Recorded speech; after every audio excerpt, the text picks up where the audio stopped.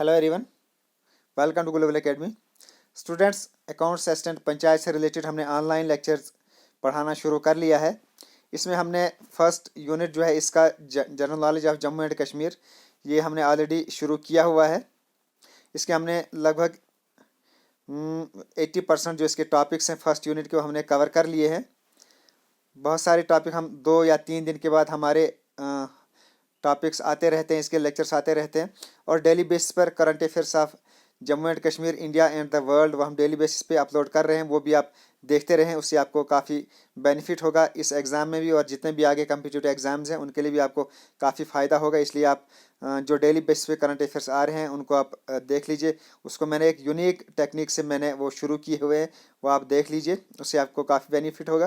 तो आजकल हम पंचायत राज एक्ट 1989 हमने शुरू किया हुआ है, जिसमें हमने इसके टोटल 14 चैप्टर्स हैं। इनमें 9 चैप्टर्स हमने ऑलरेडी डिटेल में डिस्कस किए हुए हैं। अब हम इसके आगे जो 5 चैप्टर्स हैं वो भी हम 1-2 दिन में उसके कवर कर लेंगे। तो आज हम इसके फ़िलहाल जितना हमने पढ़ा है उससे रिलेटेड कुछ MCQs मैंने बना के लाए हैं, ताकि उसको आपको एक आइडिया हो जाए कि आपको एग्ज़ाम में किस तरीके से आपको पढ़ना होगा। तो इसका हमने ये पार्ट 1 हम इस वीडियो में डिस्कस करेंगे। MCQs on panchayat raj act 1989, इसका हम पार्ट 1 डिस्कस करेंगे। उसके बाद हम इसका पार्ट 2 भी बहुत जल्दी शुरू करने जा रहे हैं। तो जो भी नए व्यूवर्स हैं उनसे रिक्वेस्ट है हमारे चैनल को सब्सक्राइब कीजिए, ताकि हर नई आने वाली वीडियो आपके यूट्यूब चैनल पर आपको मिल सके। So let's begin with the first question.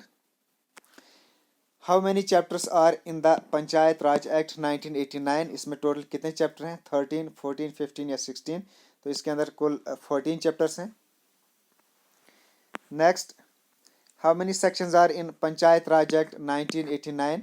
इसमें इन टोटल कुल कितनी सेक्शंस हैं? 81, 82, 83 या 84? तो इसमें 83 सेक्शंस हैं। Next, how many schedules are in panchayat raj act 1989? तो इसमें 5, 6, 7 या 8? तो इसमें 6 शेड्यूल्स हैं। नेक्स्ट,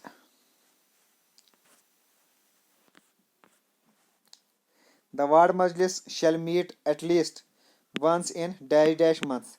जो वार्ड मजलिस होगी वो कम से कम कितने महीने में एक बार मिलनी चाहिए एज पर द एक्ट के अंदर जो मेंशन है कि ये जो वार्ड मजलिस हो वो कम से कम एक बार कितने महीने में मिले। तो ये कम से कम 3 महीने में एक बार ये इनकी मजलिस होनी चाहिए। वार्ड मजलिस की जो मीटिंग होनी चाहिए वो कम से कम 3 महीने में एक बार होनी चाहिए। Next, the quorum of the meeting of ward majlis shall be not less than dash of the total members. जो वार्ड मजलिस में जो मीटिंग होगी, जो उसका कोरम होगा, उसमें कम से कम कितने लोग होने चाहिए एज पर दिस एक्ट। यानी कोरम होता है कि किसी भी मजलिस के अंदर जो प्रोसीजर के मुताबिक कम से कम कितने लोग वहाँ अवेलेबल होने चाहिए ताकि वो मीटिंग आगे प्रोसीड करे। तो वो जो मिनिमम नंबर्स होता है उसी को हम कोरम बोलते हैं। Minimum numbers prescribed to proceed the meeting, तो उसको हम कोरम बोलते हैं। तो वार्ड मजलिस को प्रोसीड करने के लिए जो कोरम होना चाहिए वो कम से कम 1/10 होना चाहिए।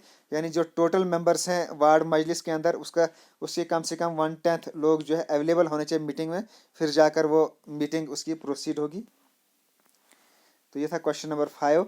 Next, area comprising a village और such contiguous number of villages as may be determined by the government from time to time is called. Government के मुताबिक एक विलेज या उससे ज़्यादा 3 या 4 विलेजेस मिलकर उसको जब मिलते हैं तो उसको हम क्या कहते हैं? तो उसको हम कहते हैं हल्का।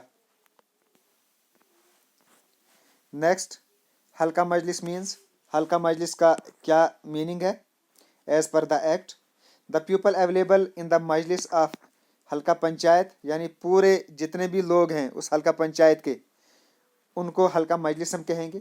या all the voters of the हल्का पंचायत, या ऑल द पीपल ऑफ हल्का पंचायत, या 1/10 of the total voters in the panchayat. तो इसका जो करेक्ट आंसर है वो है 2। यानी जितने भी वोटर्स हैं, जो भी वोटर लिस्ट के अंदर जितने भी वोटर्स अवेलेबल हैं, वो तमाम जो है उनको हल्का मजलिस हम कहेंगे। यानी वोटर लिस्ट के अंदर जितने भी वोटर्स हैं उसको हम हल्का मजलिस कहेंगे, बाकी आम लोग उसमें नहीं आएंगे। जो वोटर लिस्ट से बाहर हैं वो हल्का मजलिस में नहीं आएंगे। Question number 8, the meeting of the हल्का मजलिस शैल बी प्रिजाइडेड बाय। जो हल्का मजलिस होगी उसकी जो मीटिंग होगी उसको कौन प्रिजाइड करेगा? Elder of the panchayat, most qualified person of the panchayat, sarpanch of the panchayat या chairman?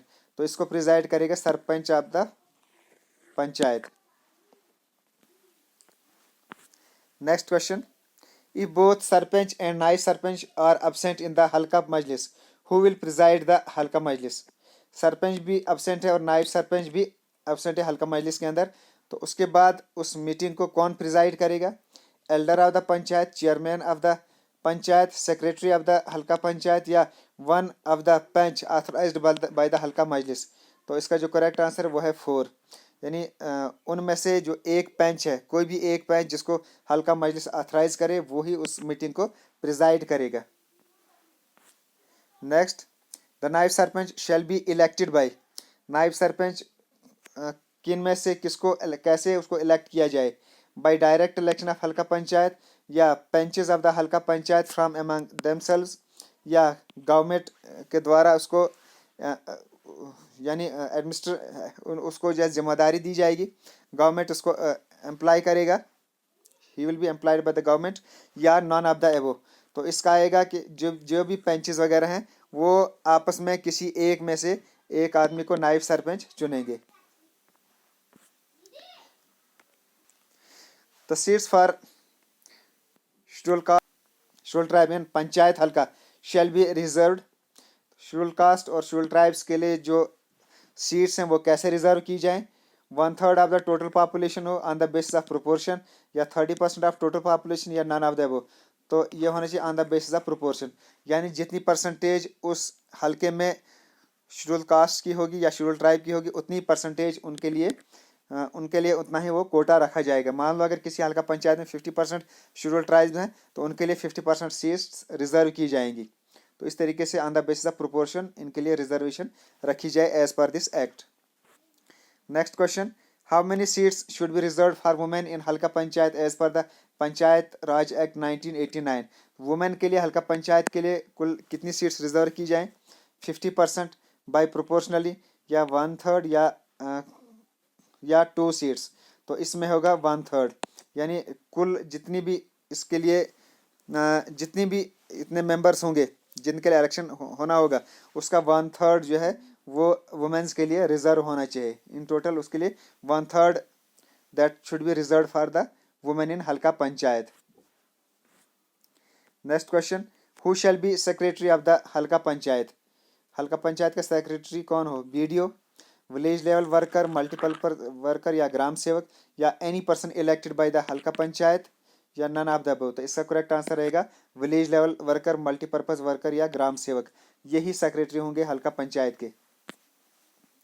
Next question, which of the following statement is incorrect? तो यहाँ कुछ स्टेटमेंट्स हैं जो तमाम करेक्ट हैं, इसमें से एक इनकरेक्ट है, वो हमने बतानी है वो कौन सी इनकरेक्ट है।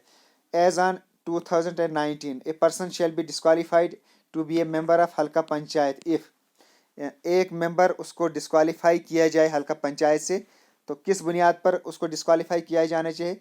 तो बाकी जितनी भी हैं वो ठीक हैं, एक इसमें स्टेटमेंट गलत है। तो एक पहली देखते हैं, is not permanent resident of the state. अगर वो परमानेंट रेजिडेंट स्टेट का नहीं है तो ही शैल बी डिस्क्वालीफाइड, ये भी करेक्ट है। उसके बाद देखते हैं, is in the employment of government और एनी लोकल बॉडी, यानी वो मुलाजिम सरकारी मुलाजिम है, तो ये भी करेक्ट है। अगर वो सरकारी मुलाजिम है तो ही शैल बी डिस्क्वालीफाइड। या he is under 25 years of age, तो ये जो है गलत स्टेटमेंट है, क्योंकि पहले इसका था 25 ईयर्स एज था इसका, लेकिन अब as per the act 6 of 2014 इसको चेंज किया गया है। अब ये 25 की जगह 21 है। अब जो है मिनिमम एज इसके लिए 21 ईयर्स एज होनी चाहिए। जिसकी उम्र 21 से कम होगी तो वो he shall not be qualified, he shall be disqualified. तो पहले इसकी 25 ईयर एज थी एलिजिबिलिटी, अब इसके लिए 21 ईयर्स एज कर दी गई है। तो ये इसका सी पार्ट इसका गलत है, 25 ईयर्स एज इसमें नहीं रखा गया है। Next question, the sarpanch, the naib sarpanch and every panch of the हल्का panchayat shall hold the office. तो ये कितनी देर के लिए ऑफिस होल्ड करें? For a period of 5 years, for 6 year, या not mentioned in the act, या till the end of legislative assembly. तो इनका जो टाइम पीरियड है वो यहाँ 5 ईयर्स रहेगा। हालांकि जो जम्मू एंड कश्मीर की जो लेजिस्लेटिव असेंबली है वो यहाँ 6 ईयर्स के लिए चलती थी before the constitution of union territory, यानी यूनियन टेरिटरी बनने से पहले यहाँ 6 ईयर्स तक यहाँ की लेजिस्लेटिव असेंबली चलती थी। लेकिन ये जो इसका टाइम पीरियड है पंचायत का एज पर द एक्ट, ये अब है इसका 5 ईयर्स इसकी डेट है, यानी 5 ईयर्स इसका टाइम पीरियड है।